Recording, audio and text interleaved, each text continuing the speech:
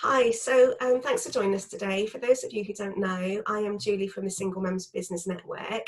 We're a national network that help single mums in business, but we look to challenge the core issues that any primary carer will have difficulties with. So anyway, we're here today speaking to Penny Walster and Daisy Picking from Shelter. Shelter is a national charity. I'm very, very passionate about the work that they do. I've used them a lot over the years in my capacity as a landlord, an estate agent, and as a tenant. I've used them for both sides of the sort of stone to check my rights and responsibilities. So we've been meaning to speak for quite a few weeks now, haven't we? But of course, everything that's happening with this pandemic, COVID-19, has kind of delayed things, but it's also hugely relevant as well, because the work that you do is so important anyway, but it's even more important now that people are under even more stress, and the last thing they need is to be worried about their home. So Penny, if you want to give us an overview and let us know what Shelter is about. They're from Bristol, and then Daisy, we can come to you for a little more information on your campaigns. So Penny, over to you. Thank you, Jules. It's really great to get some feedback about kind of how useful you found our services from different perspectives. So I'm the hub manager for Shelter Services in Bristol, and we cover most of the west of England. So we cover sort of South Gloucestershire down through Bristol to Somerset and across to Wiltshire.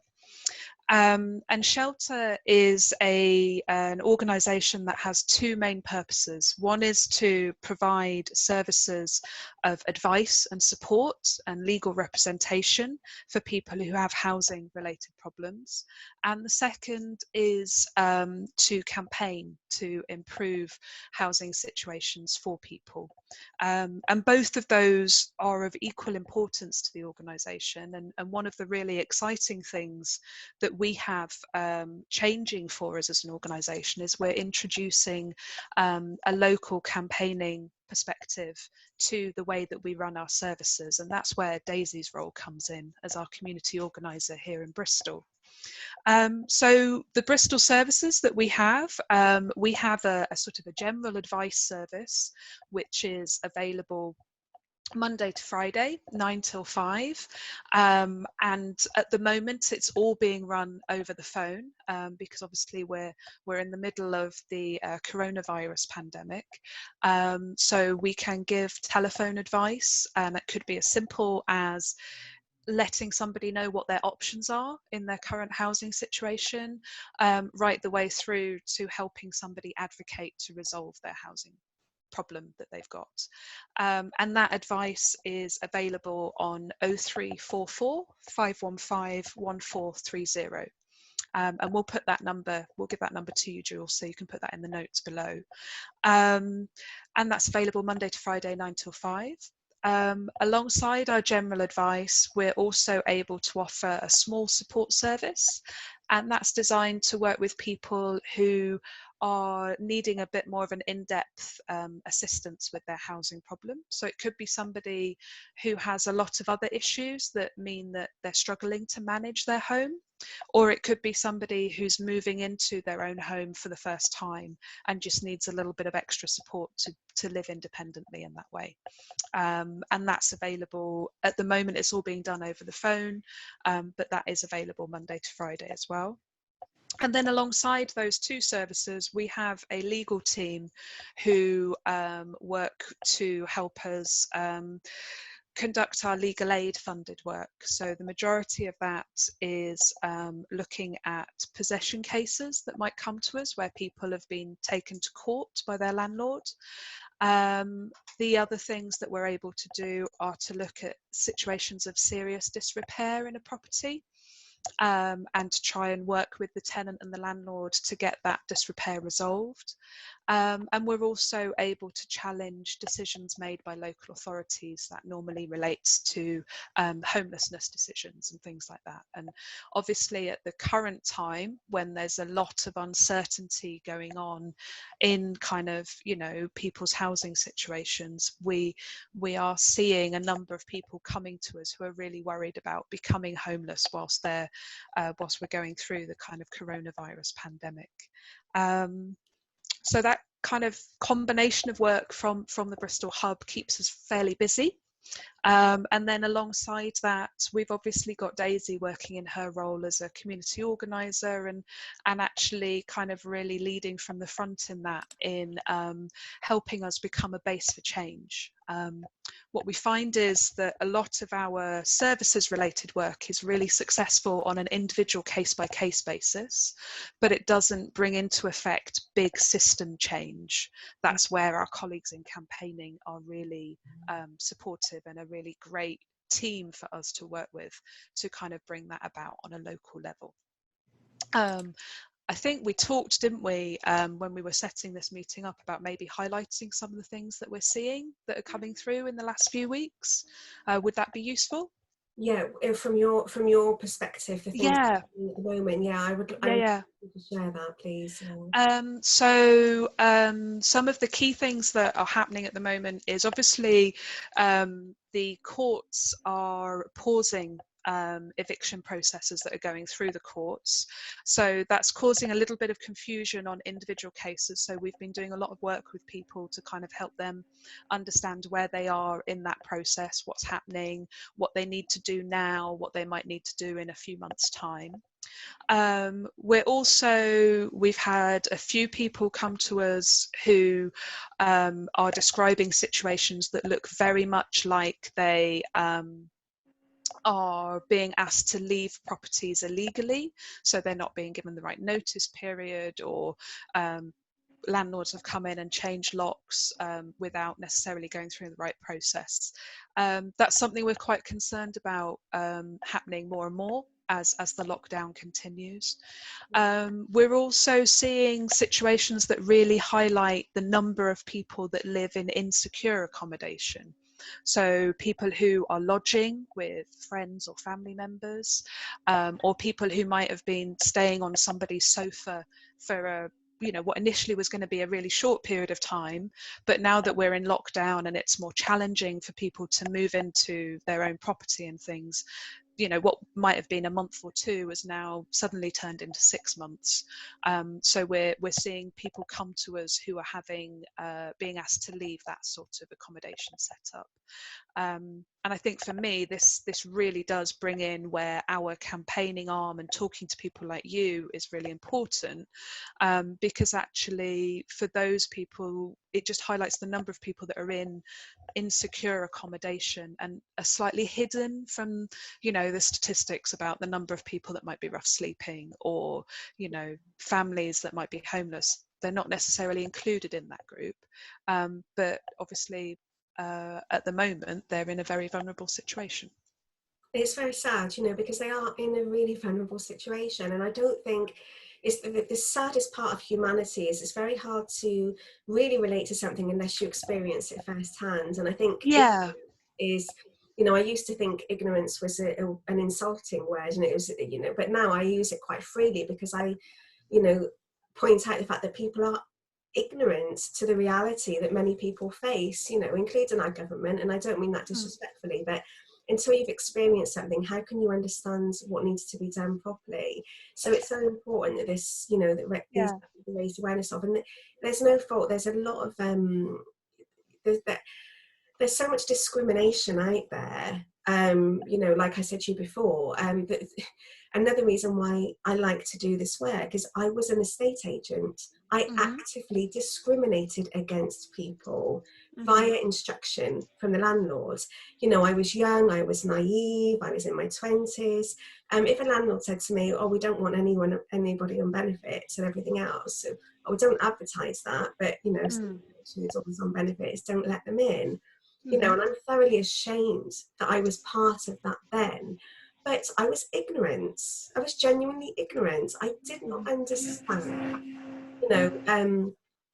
I didn't understand the challenges people face or why they might be on benefits. And I also didn't understand that that was probably the most secure income. You know, it's actually more secure than wages. Mm-hmm. So there were so many wrongs, but now I'm doing this because I want to make that right. And I know it still goes on. I've still got Mm-hmm. friends who work in the industry, and I know it still goes on, and that has got to change. And as you said, you're seeing things now. I'm also seeing things now with my members. I haven't got that many members, but a significant amount of them have been threatened with eviction Yeah. in the last few weeks. Mm-hmm. You know, there is protocol there, but it's a bit of a grey area. At what point do you threaten somebody with eviction? That's the grey area. Mm. Really, that threat should not be there until the tenant is made aware that there is an arrear, and then every attempt is made to communicate with that tenant to say, okay, we need to clear this balance, how do we do it? And then if it's really necessary, further down the line, say, if we don't sort this out, we're going to end up having to do a Section 21, Mm. or whatever the relevant eviction procedure is for that particular tenancy.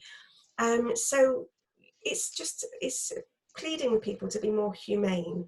Every human deserves a home. Every Mm. family deserves a home, and people don't just give up their homes for lack of not wanting to pay their rent. You know. Anyway, I digress. This is my No, podcast. no, I think you're quite right, because I think one of the challenges that we've got at the moment is that, you know, we can give advice and we can help people understand their situation, but we need to make sure people know that we're there. And that they can come and look at that advice at any point. So, you know, I talked about how we can do telephone advice, you know, Monday to Friday.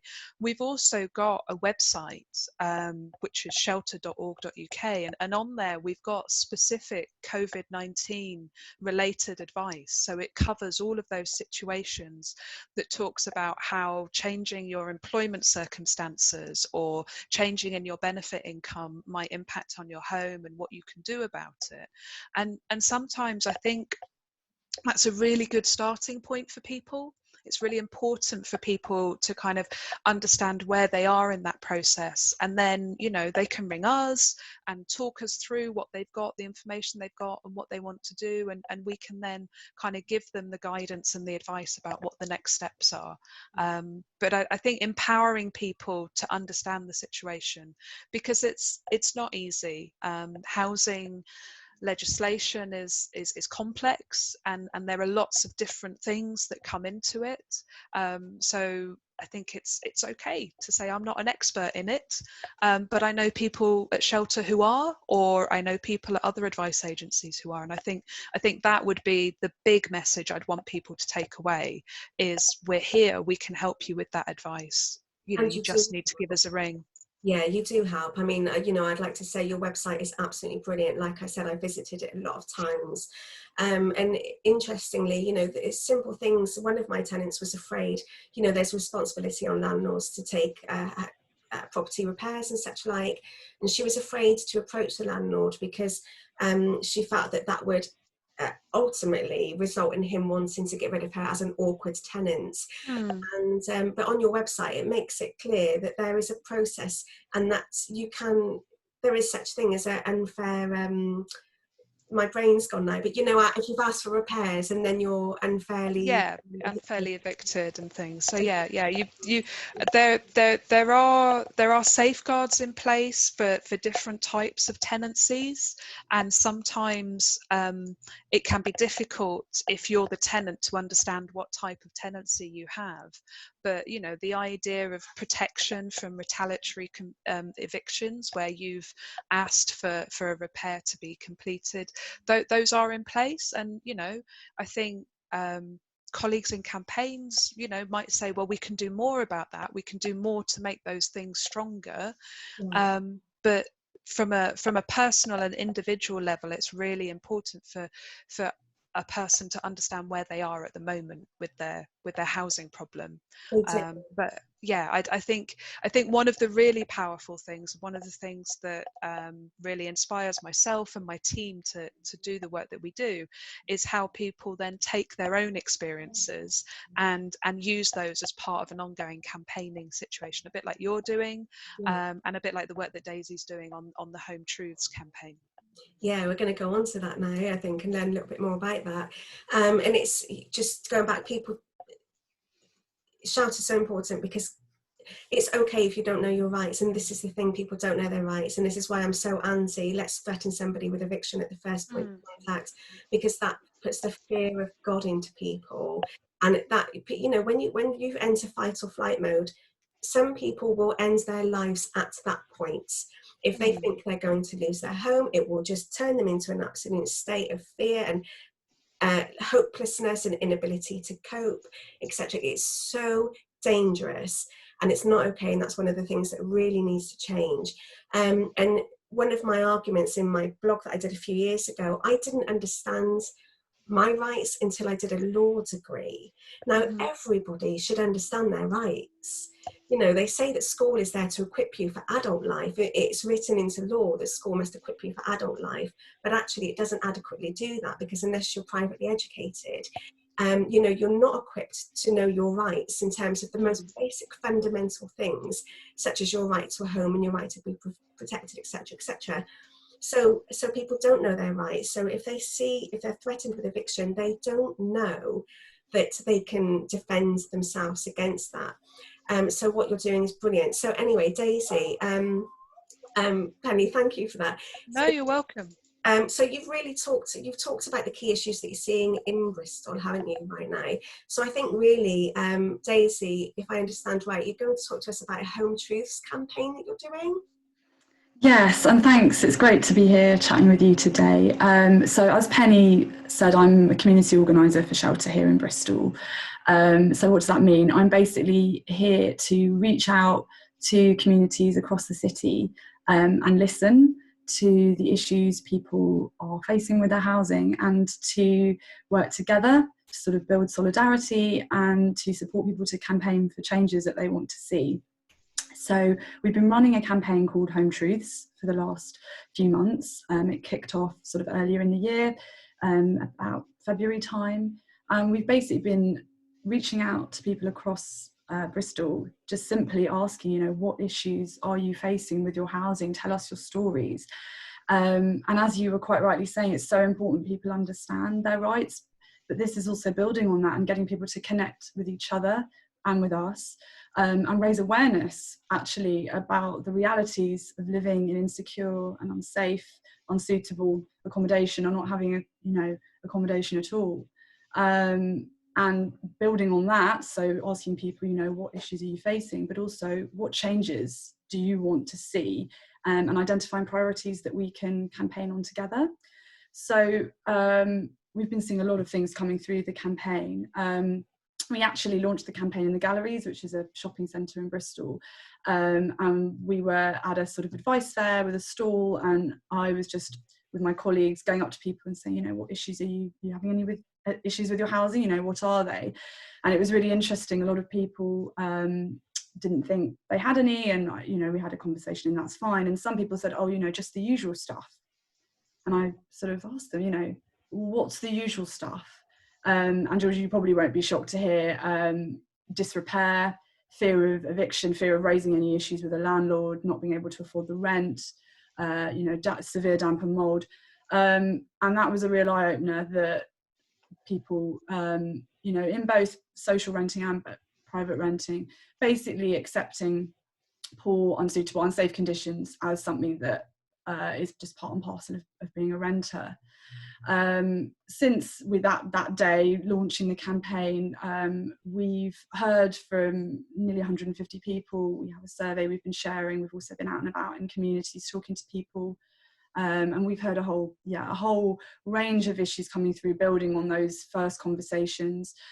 We have a women's roundtable that we convene, which women who are professionals supporting women through services locally, and also women who have faced homelessness themselves, who have lived experience.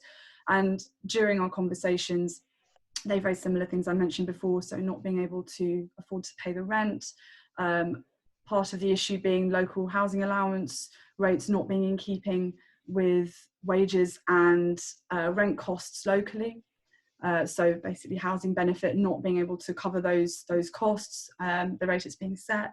And actually another issue that you mentioned, discrimination, that a lot of people are facing, those who are on benefits, landlords and letting agents perhaps refusing to rent to them. So problems at even accessing the private rented sector, and then once you're in it, it being an insecure place to be in terms of being able to afford the rent.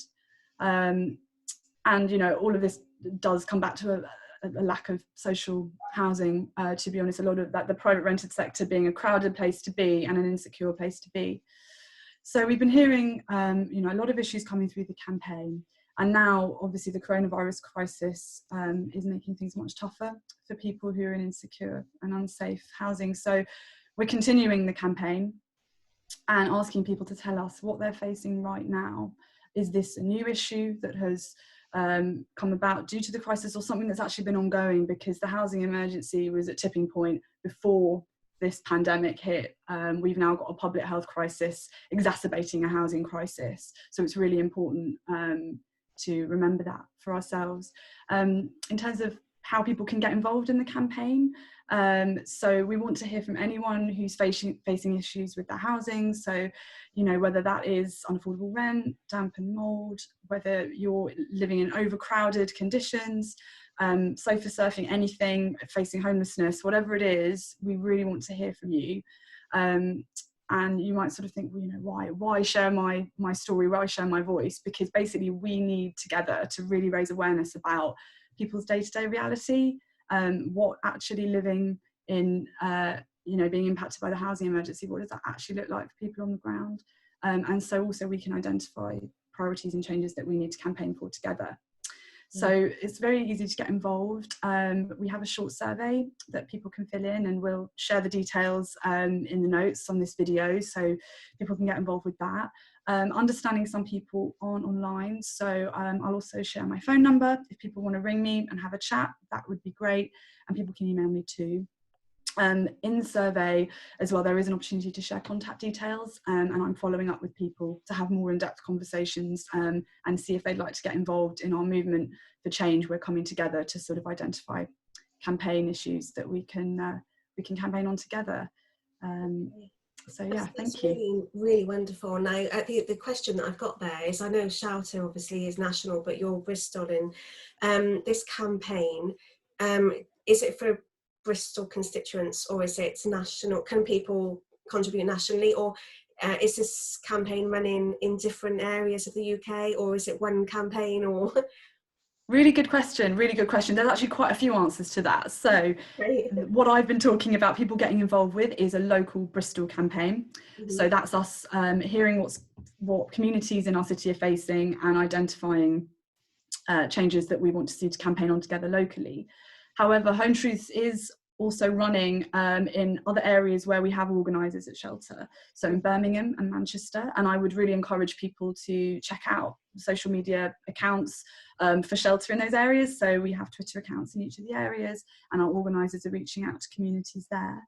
In terms of nationally, absolutely, so Shelter campaigns nationally for changes, and we as organisers link up with communities locally to feed into that. So most recent example being the temporary suspension of eviction proceedings. I remember a few weeks ago we were asking people locally to send questions into Robert Jenrick on Question Time, and that was fantastic that people supported with that and really made a big bit of progress there for renters during coronavirus. So that was fantastic. And at the moment, you know, we are calling for it. Local housing allowance has been raised during coronavirus, but the government needs to go further with that, and there will be more actions to come which will involve people in locally. But Home Truths as a campaign, a rambling answer to that is, from a Bristol context, a local campaign. Yeah, I mean, there are just so many issues. There are too many to mention, and really there shouldn't be any. You know, I mean, we've got clawbacks of overpayments on housing benefit. You know, they're still in effect, which are making people struggle more.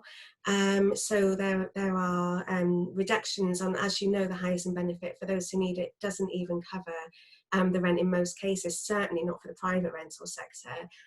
So when there are clawbacks for miscalculations taken off, and nobody ever understands those miscalculations, and I've spoken to a lot of people over the years, and it's very, very common, not only in rent, but in council tax benefits, etc., etc. You know, there are miscalculations.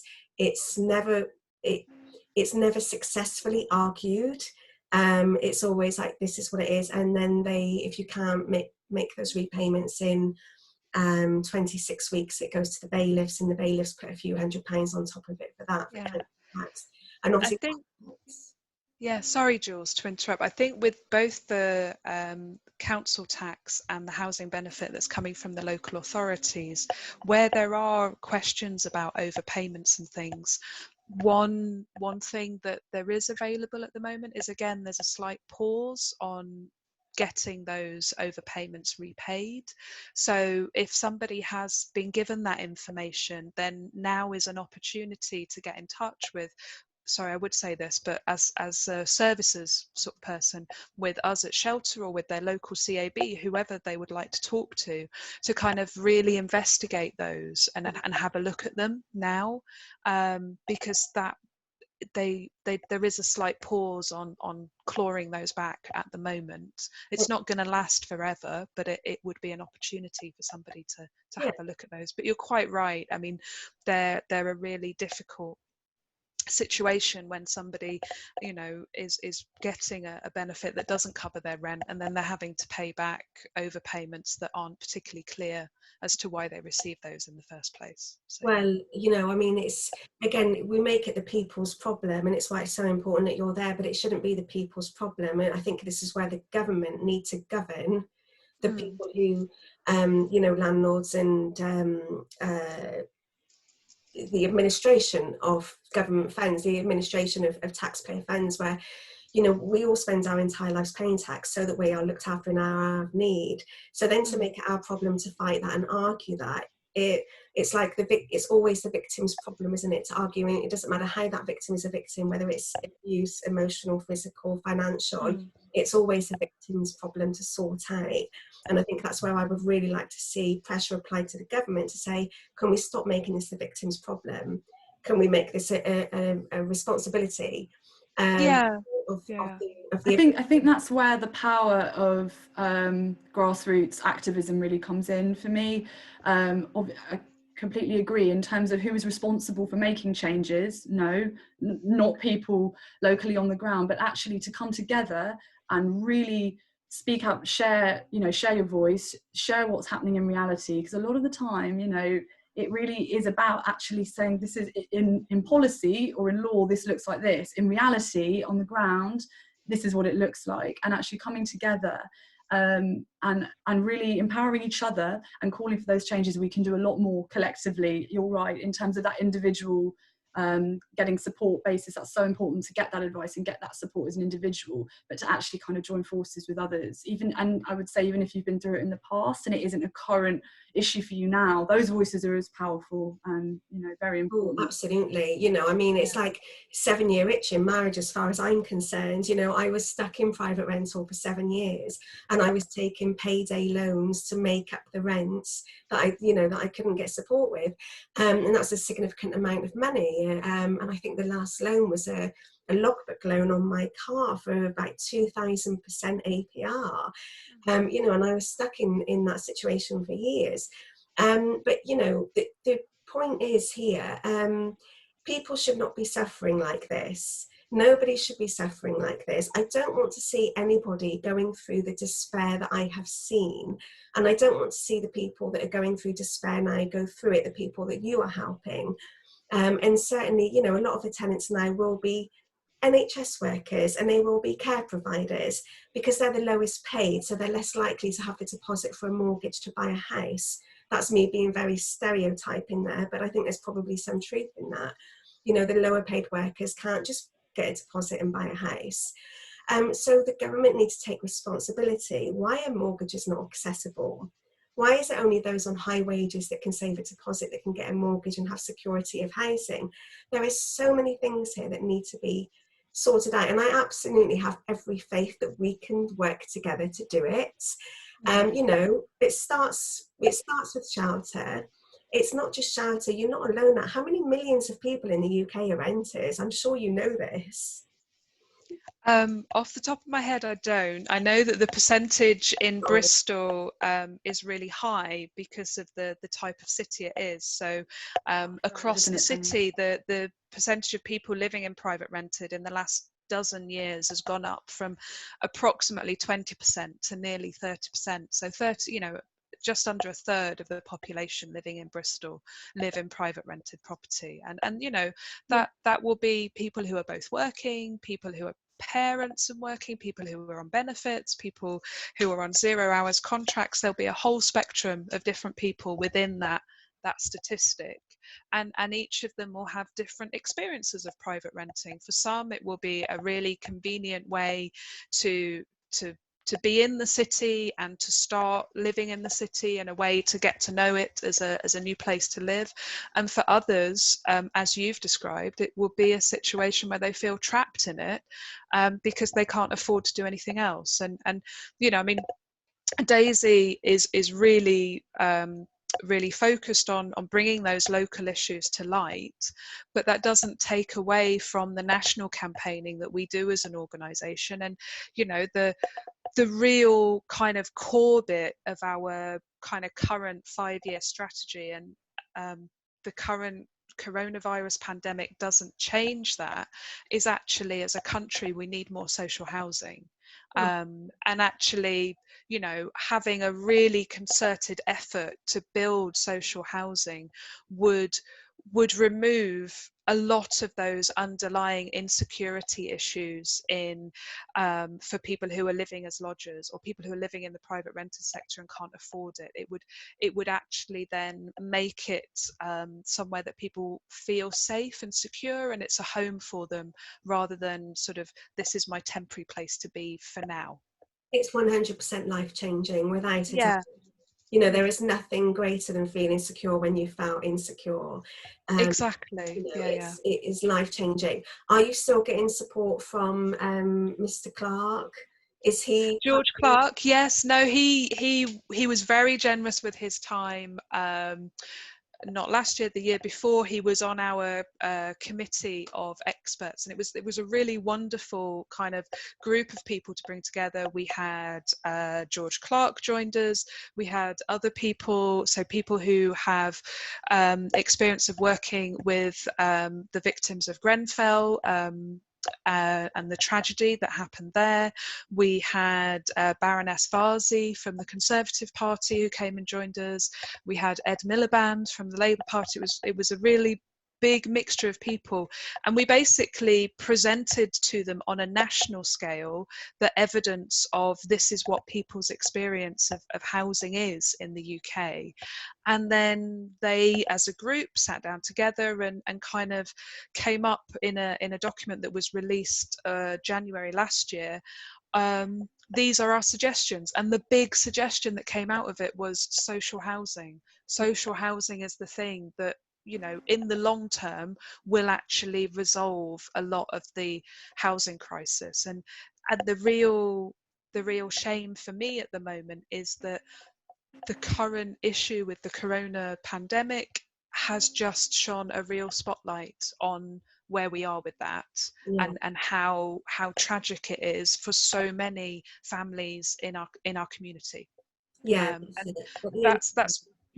that's where Daisy's Home Truths campaign really kind of comes to light, because it makes it really real, as you said at the beginning of our kind of conversation.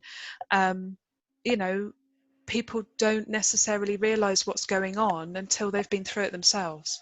You're absolutely right, Penny. And you know, we had one case that came through the hub locally of a family of 5 who have severe damp and mould in the 1 bedroom they share, and they're now all sleeping in the living room.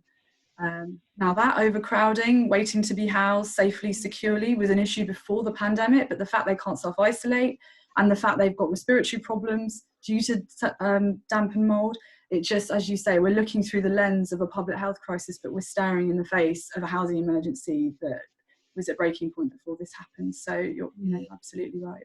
And I think people really need to understand, going back to my comment earlier about ignorance, people really need to understand why people are in rented in the first place. It's not about lack of work ethic.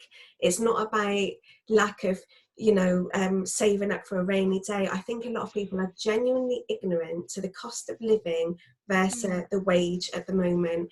I've shared it before, I think the average earner, I don't know where this 30,000 median wage comes from. Actually, the median comes from a lot of people being on a lot less than that. You've got working families who may be bringing in £1,200 per month, but the outgoings are £1,600 a month with rent, council tax, It's absolutely not, it's impossible to achieve. You're going to get into debt, and there is no way you can save up for a deposit for a mortgage. But when I had a mortgage, my mortgage was less than my rent, my private rent, when I went from private mortgage to private rent. So, people really need to understand that people aren't in rented accommodation by choice. It's not because they're not working. It's not because they're irresponsible. They don't need educating around money. They don't need educating around savings. What they need is less going out on rent than is coming in on wages. And so they either need social housing so that they've got less rent going out than is coming in on the wages set as they are, or they need a deposit-free mortgage so that they can just pay a mortgage the same as everybody else, and not being shoved from pillar to post in private rented. So I'm so grateful to you both for your time. I'm going to end the recording so we can get this broadcast later. Would either of you like to say a closing statement? I think the bit that I would just like to kind of really highlight, and we touched on it earlier, is if anybody that you're in contact or is watching this does have any worries about their housing and wants to find out more, don't kind of keep that to yourself. Investigate our website, that's shelter.org.uk. Look things up. Give us a ring. The number for the hub is 0344 515 1430. Talk to us, ask questions, and we can help you try and understand the situation, and then work with you and advocate with you to try and resolve it. I don't think the earlier that people can do that and get in touch with us, the more options we have to work through with you. And I'd really encourage people to take a look. Thank you so much. Daisy?